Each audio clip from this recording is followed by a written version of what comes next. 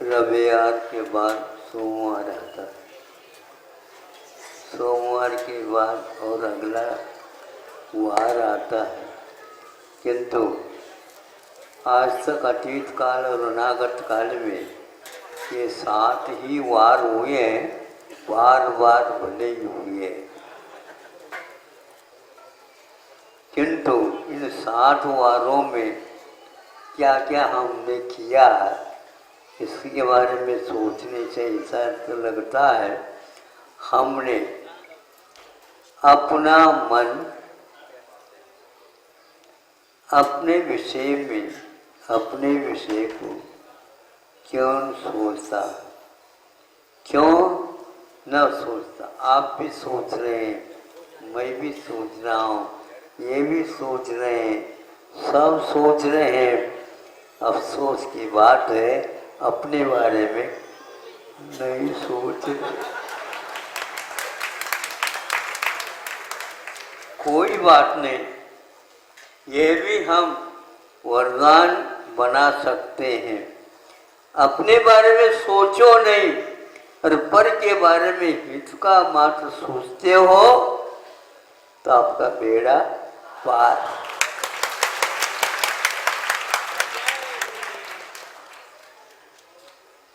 थोड़े से ध्यान केंद्रित करने के बाद, ध्यान केंद्र खोलने की अपेक्षा से ध्यान केंद्रित करो, सबसे उत्तम होगा। आज हर व्यक्ति हर दिशा में ध्यान केंद्र खोलने के चक्कर में तो है, लेकिन आंख खोल करके अपना ध्यान वो नहीं कर पा रहा। किंतु कल्याण तो होगा, ध्यान से हुआ ये पक्का, लेकिन ध्यान के द्वारा ये संसार का विकास होता है, ध्यान के द्वारा संसार का विनाश भी होता है। आत्मा का विनाश करना चाहो तो देख लो, आत्मा तो महाराज कभी भी नष्ट होता ही नहीं। आप उनके बारे में क्यों नहीं सोचते? मुझे सोचने की आवश्यकता नहीं है, किंतु उसके माध्यम से स्वार्थ छोड़ करके परमार्थ के बारे में सोचना सबसे महत्वपूर्ण माना गया है और बहुत काल की अपेक्षा नहीं है। अंतर्मुहूर्त में पूरा काम हो सकता है, चाहे विद्वान हो चाहे वह नहीं भी हो, चल जाएगा, लेकिन इधर उधर उसका विचलन ना हो। थोड़ा सा एक उदाहरण दे देता हूं। सूर्य का प्रताप है, सूर्य के प्रताप से वनस्पति खिलती है और जिसकी उम्र हो गई वह सुखाने में भी कारण बनता है। केंद्र की बात मैं कहना चाह रहा हूं। क्या केंद्र है? तो आचार्य कहते हैं इधर उधर जो बिखर रही है हमारी किरणें, उनको एक स्थान पर लाना है। जब छोटे थे उस समय वो कांच मिला था, वो एक प्रकार से केंद्र की ओर उन किरणों को, जो किरण बिखर रहे हैं, उनको वहां उस कांच के ऊपर रखने से नीचे कागज हो, कागज एक सेकंड में जलने लग जाता है। हम मन को अपना तो मानते हैं, लेकिन मन को हम अपनाते नहीं। यहाँ पर कौन कौन है मन को अपनाता है और उसके हित के बारे में सोचता है? बहुत कम होंगे, लेकिन यहाँ वस्तु स्थिति है, उसकी ओर ध्यान दे दो। जैसे उन किरणों में जलाने की भी क्षमता है और उन किरणों में जलाने की भी क्षमता विद्यमान है। हम उन किरणों के माध्यम से हितकारी कोई कार्य करना चाहें तो कर सकते हैं, लेकिन अहित के विषय में बहुत सोचा जाता है। एक व्यक्ति ऐसा नहीं है जो अपना हित के स्थान पर अहित कर देता, लेकिन उसे ज्ञात नहीं होता कि कब वह अहित कर देता है। वह किरण एक स्थान में आते ही क्या नहीं कर सकता, सब कुछ भस्म कर सकता है। क्या आप लोगों ने सोचा कभी? क्या सोचना है महाराज?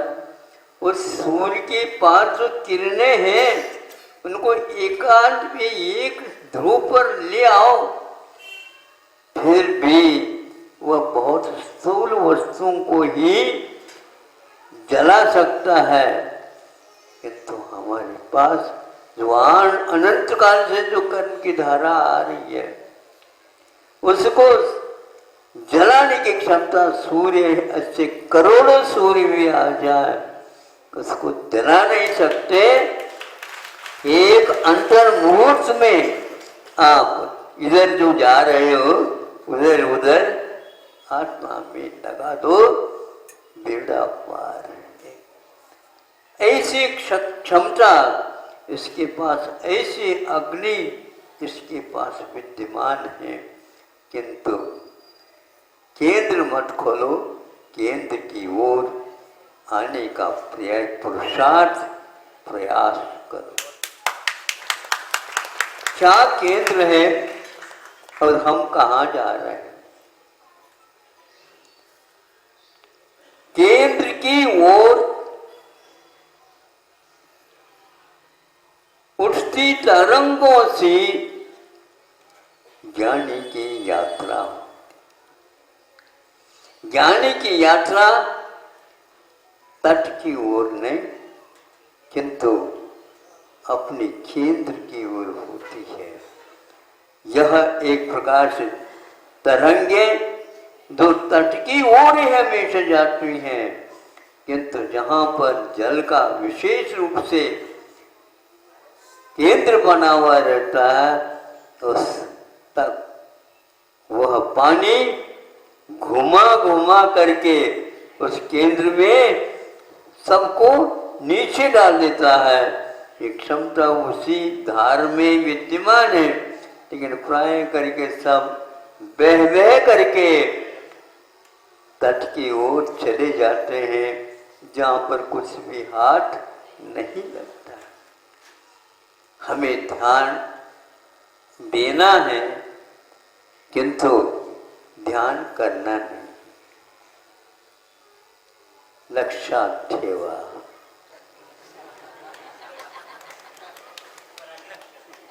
लक्षात ठेवा, विसरू नका, लक्षात ठेवा।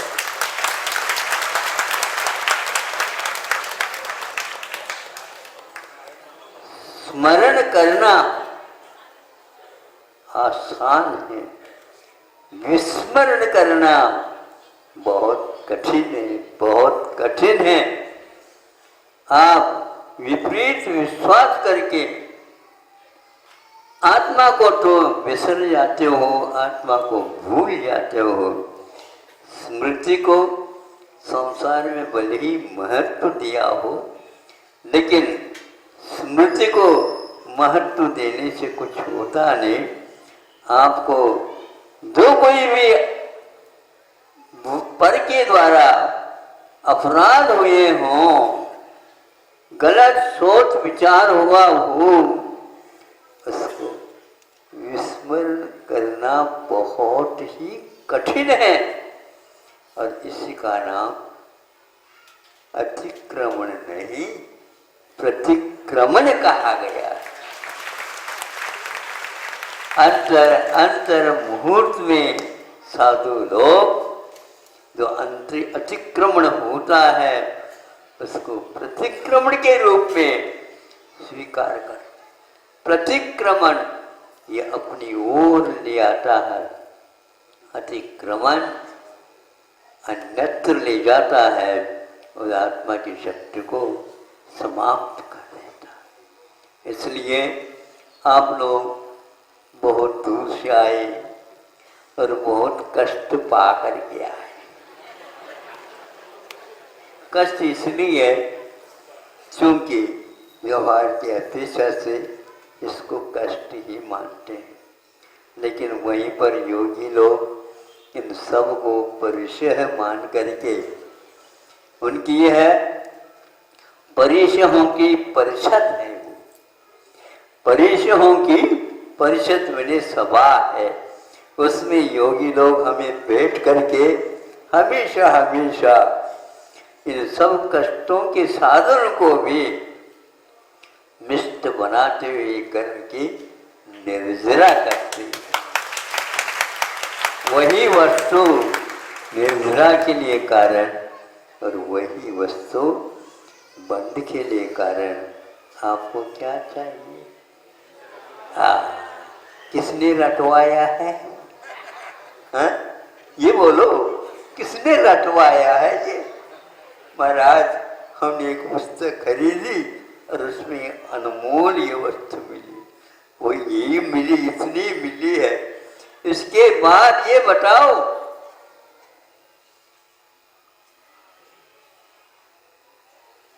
अर्थ शब्द में है क्या? आत्मा में है? फिर शब्द क्यों ले रहे हो? शब्द अर्थ शब्द में है क्या? आत्मा में। शब्द अन्यत्र मिलते नहीं है, फिर भी